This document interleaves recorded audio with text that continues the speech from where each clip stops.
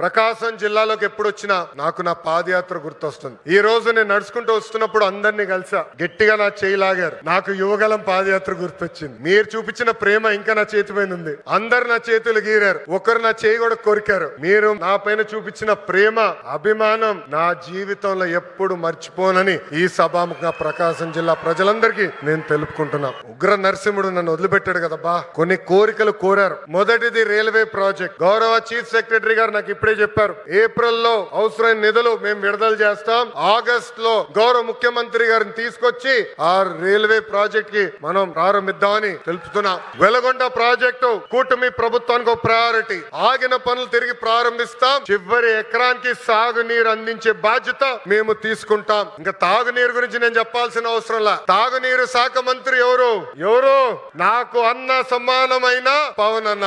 పవన్ అన్న ఏమనుకున్నా సాధించే వ్యక్తి.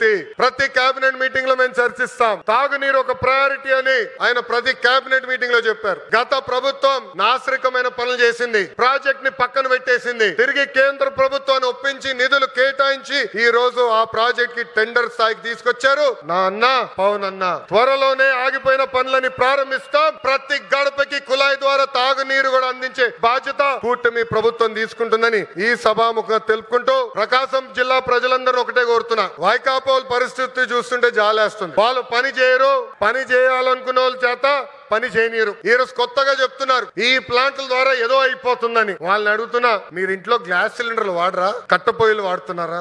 ఆ గ్యాస్ తయారు చేసే ప్లాంట్ ఇది. ఎందుకు మీరు అపోహలు కల్పిస్తారు? రండి, ప్లాంట్ చూడండి, వెళ్ళి మీ నాయకుడు చెప్పండి. అంతే.